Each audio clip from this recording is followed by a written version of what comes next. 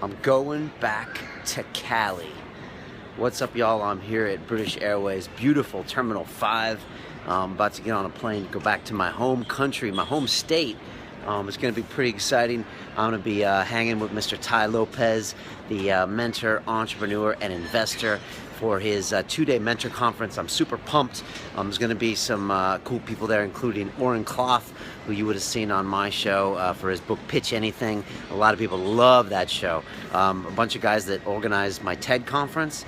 Like every single one of the sales guys in their office watched my episode with Oren, so that's going to be awesome.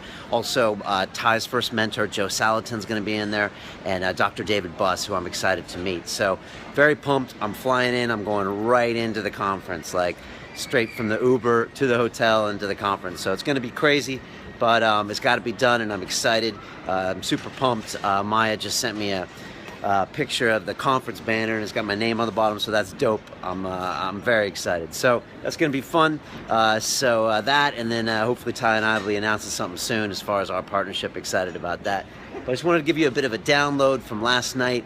I went head-to-head against the BBC, which is the British Broadcasting Corporation here in London. I think it's the largest single media company in the world with 23,000 employees. They are, I think, one of the largest employers in London, and I went straight up head-to-head with them and said I wanted to put them out of business. They, if you don't know, they charge something called a TV license here in America. I know if you're a Yank, you're going to be like, what? And they charge you £150 a year to pay for the BBC, and if you don't pay it, it's tax evasion and they put you in jail.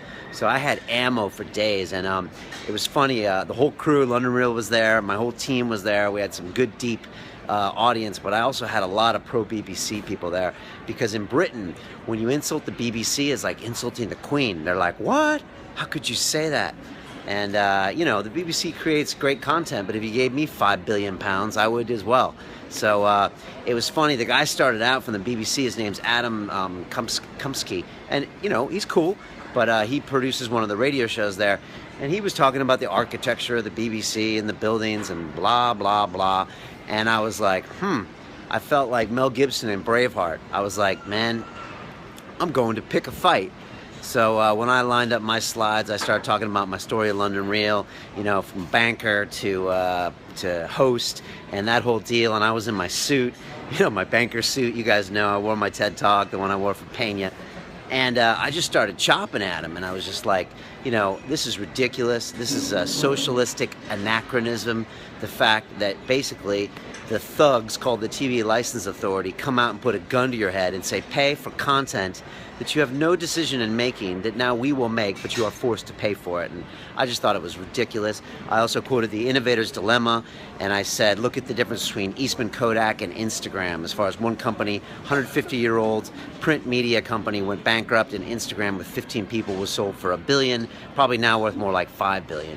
And I said, you know, you guys can't innovate and you're going to die. And the guy from BBC said, well, great content can come from big companies. And I was like, yeah, but you don't have to create great content. But if I don't, then I die. And if you don't, you keep getting your cushy paycheck. So it got heated. It was kind of funny at the end of my talk. I offered him a job and said, when your company goes out of business, you can come work for London Real.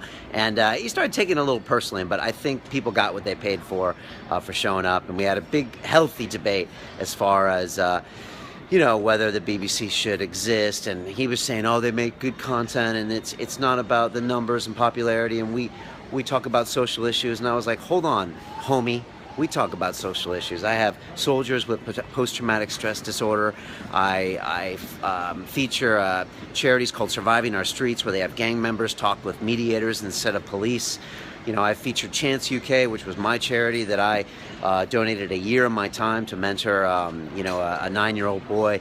So, and not to mention activists like Jesselyn Raddick. I mean, don't get me started. So I was like, don't even go there, buddy, because we got you covered there on London Real. So it was spirited.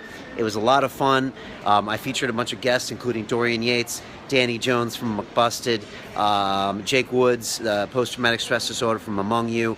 I talked about dimethyltryptamine and ayahuasca.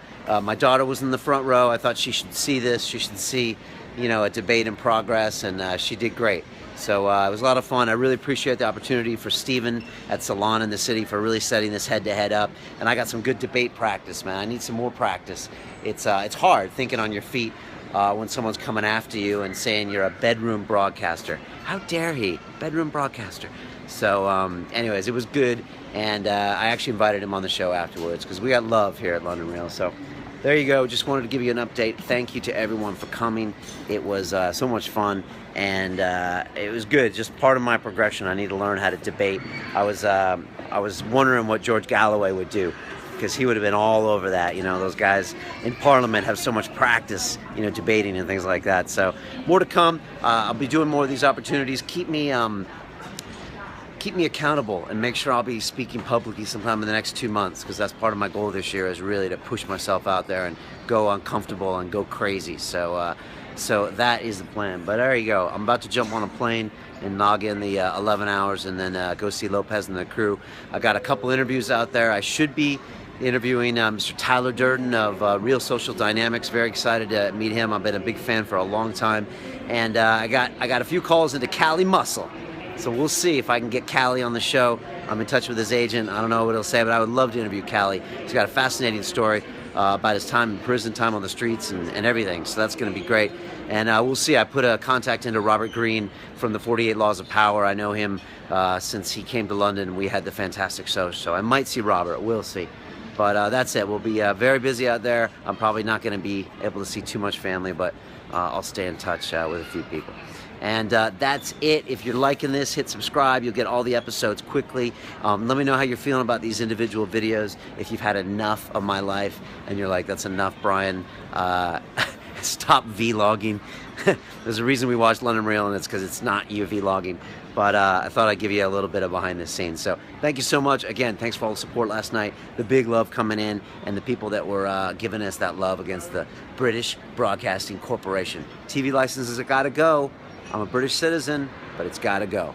And that's it. Peace.